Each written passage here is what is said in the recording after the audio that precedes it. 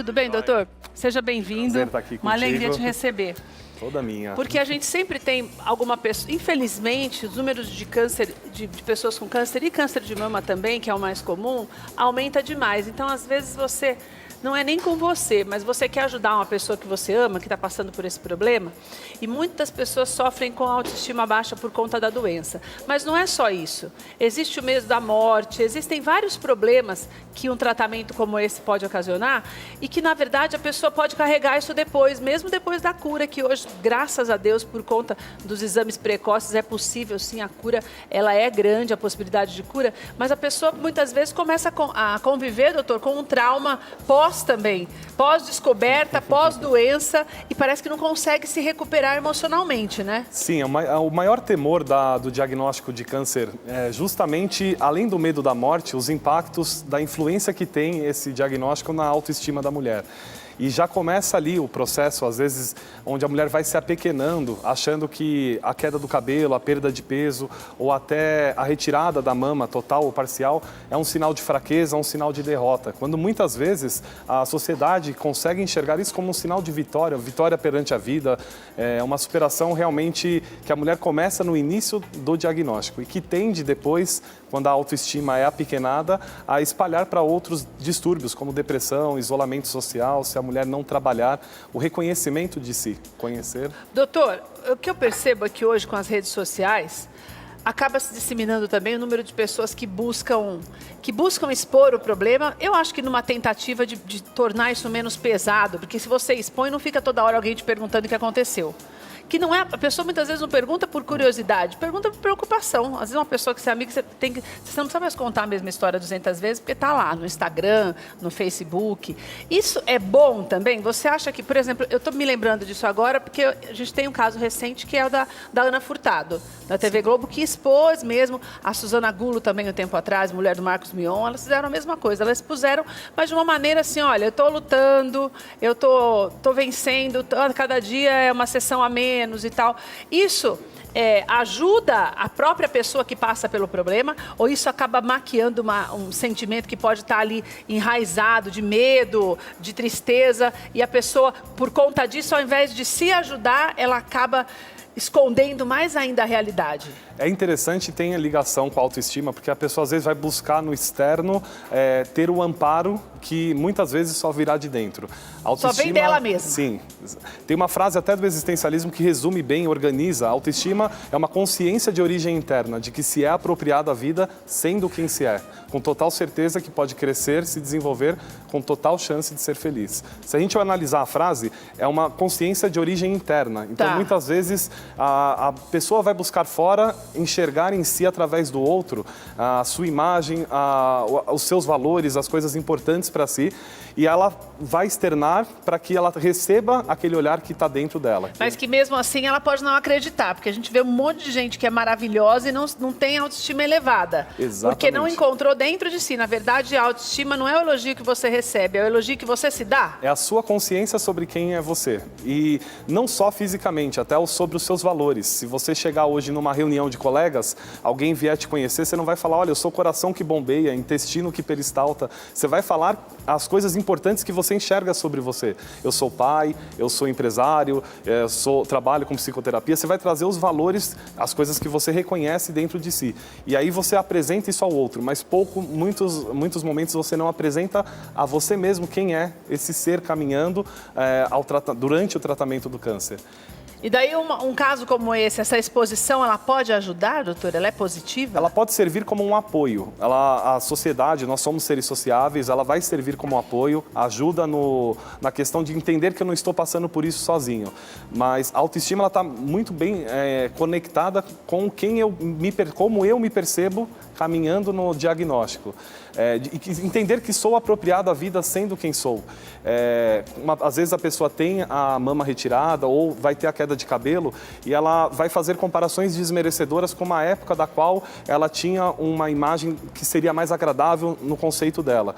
E ela vai se desmerecendo. E aí tem uma frase que nós aqui saudáveis dizendo isso, às vezes pode parecer algo redundante, mas tem uma frase que diz assim, onde há vida há esperança. e foi Stephen Hawking que disse essa frase. E que não é mentira. É fato. Você está viva porque Deus está te dando mais uma oportunidade de passar por isso, né, doutor? Não adianta. Com certeza. Parece lugar comum, mas é uma realidade. A realidade que você que está em casa tem que viver se está passando por esse problema, e a gente não está falando porque não está passando, é porque esse, na verdade, o caminho da esperança é o único caminho. Exatamente. Se você perde isso, você perde até... Sempre a gente acredita em milagre, e se você não tem fé e esperança, você não vive um milagre. Porque você mesmo já vai minando isso dentro de você. E também no dia a dia acontece a mesma coisa num problema como esse, né? Mas o que eu penso, doutor, também, a pessoa, você acha que se a pessoa buscasse uma ajuda especializada logo de cara, do mesmo jeito que ela vai para o, sei lá, para o ginecologista ou mastologista para começar a tratar a doença mesmo no corpo, ela já buscasse uma terapia, uma ajuda psicológica, isso ajudaria também? É fundamental para a pessoa conseguir lidar com a mudança, tanto física como emocional, que ela vai ter ao longo desse processo. E vai mudar mesmo, doutor? E tem alterações, sim, mas entendendo que aquilo ali não é o ponto final da estrada, que muitas pessoas, quando recebem o diagnóstico, elas jogam isso lá no nível da identidade, eu sou doente, quando na verdade ela está num processo. Isso é parte da jornada dela e o destino final não é aquilo.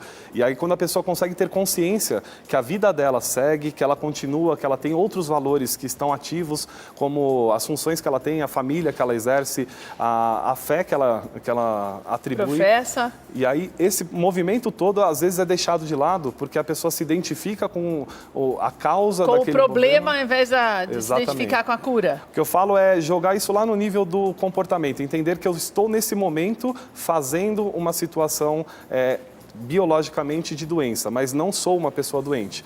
Doutor, um comportamento e atitudes assim mais negativas do tipo... a maioria das pessoas morre, tem um número de vítimas cada vez maior, eu posso morrer também, ao invés de, muita gente, ao invés do oposto, né? Muita gente sobrevive, eu posso viver muito também. Essa mudança, esse olhar negativo, isso pode prejudicar muito, não só o tratamento físico, mas também a conscientização da pessoa para que ela ultrapasse esse problema sem sucumbir no meio dele? Completamente. O foco no negativo, nós temos a janela para abrir e olhar essa situação da forma que escolhemos. O filtro é o foco do qual a gente coloca.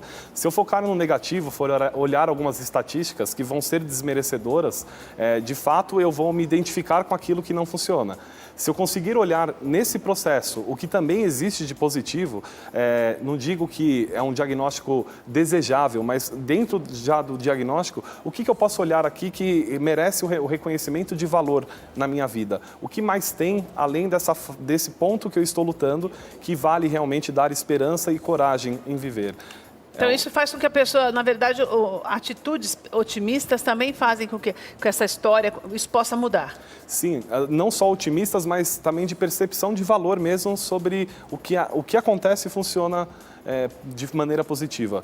Eu estudo genética em Harvard e tem toda a gente diz o câncer, ele tem influência genética, só que só 2% disso é a causa. Eu posso ter uma maior propensão. É mais emocional do que qualquer outra coisa. É epigenética, a emocional, o que eu como, o meu convívio social, que muitas vezes me intoxica através de hormônios quando eu estou estressado, nervoso, o tipo de alimento que eu vou ingerir, tudo isso vai criando uma condição e um ambiente para as células cancerígenas se proliferarem. Doutor, para eu encerrar, eu queria que você deixasse uma orientação para quem é parente de quem passa por esse problema. Porque a gente sabe que as pessoas que estão em volta também sofrem junto. Você não quer ver nenhuma pessoa, ninguém que você ama. A gente não quer nem ver quem a gente não ama muito, quanto mais quem a gente ama, né? Porque a pessoa que é do bem não quer ver ninguém doente. Mas a pessoa que está perto de você, você quer vê-la cada vez melhor. Existe algum tipo de comportamento que pode fazer com que nós possamos dar a essa pessoa uma tranquilidade, sem aquele lugar comum que a pessoa fala, porque não é você que está passando.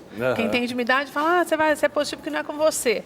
Mas existe uma maneira de minimizar esse medo e esse sofrimento durante essa caminhada até a vitória? Sim, é até interessante porque grande parte da gente quer chegar com uma frase pronta e muitas vezes não para fazer o que é mais importante nesse momento, que é escutar. Chegar a escutar, acolher a dor da pessoa e mostrar a ela que tem outras coisas tão especiais especiais da qual você reconhece nessa pessoa de que vale a pena ser vivido, que aquele é um processo, é um pedaço da vida dela. E 3 coisas que você pode fazer para ajudar a pessoa a passar e para você também, uma é criar a estabilidade dessa nova imagem, dessa nova pessoa.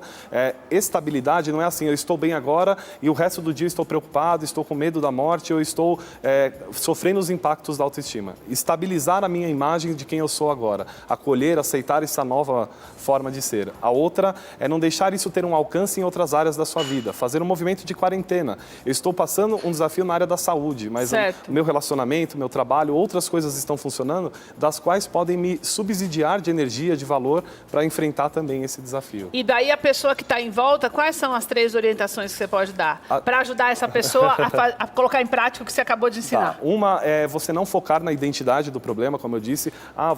Você é uma pessoa doente. Não foca, ela não é doente. A pessoa, ela está passando por um desafio. Então, foca no comportamento. Ajuda a pessoa a entender que ela está passando por um processo e não que ela é, de fato, aquilo como um todo. Que ela é a doença. Exatamente. Isso é o mais importante? É o mais importante. Você não se identificar. Trazendo uma analogia, às vezes a gente chega para uma criança que tira uma nota baixa e vai falar, olha, tá vendo? Você é burro, você é incompetente. E aí a criança se identifica com aquilo, ao invés de você dizer, olha, você tá aqui, você não fez a atenção devida hoje. Então você está mostrando onde é mais fácil eu construir um processo de crescimento. O outro é não fazer comparações desmerecedoras. Tanto você consigo, quando eu estava sem a doença, eu estava muito bem, eu tinha energia. Não faça comparações, viva no seu presente, no agora. Jogue mais luz sobre como você é nessa nova forma no hoje. Como eu citei Stephen Hawking, ele a todo tempo foi se adaptando às mudanças e deixando um legado lindo para a sociedade. E o mais importante é você entender que existe propósito para todas as coisas. A medicina, graças a Deus, Deus capacita os homens para que nós tenhamos qualidade de vida enquanto passamos por um problema. Deus capacita as pessoas também para nos orientarem como psicoterapeutas, para que nós não percamos o rumo no meio dessa história. Nós que somos amigos e parentes de quem passa pelo problema e também você que pode estar passando por esse problema hoje. Mas o mais importante é você unir tudo isso e entender que, como eu falei, Deus tem um propósito para todas as coisas. A maturidade para você passar por isso, sem sucumbir, também serve de exemplo para outras pessoas. Agora, se você percebe que sozinho você não está conseguindo, se abra para receber realmente uma orientação de um profissional. Porque daí você vai amadurecendo também para viver essa fase sem ficar achando que é o fim do mundo, ou então ficar pensando, eu vou ser curado agora, mas daqui a pouco volta. Não. Deixa para cada dia o seu mal, que a palavra já fala isso. Tem tempo para todas as coisas. É o tempo agora de você passar sobre isso, de você passar por isso. Também vai ter o tempo de você colher e de voltar a ficar mais tranquilo, sem precisar ir tanto ao médico. Com certeza, né, doutor? Com certeza. Doutor, uma alegria te receber. Prazer, Conversei com o doutor César. Aprecio. Vou deixar para você os contatos do doutor César Bueno. No Instagram, César Bueno PNL. Tem o telefone dele também, que é o 4837-5622. E tem o Instituto helix.com.br, que você tem mais informações sobre o trabalho dele. Doutor, obrigada mesmo. Obrigado, Viu? Uma alegria. Volte sempre.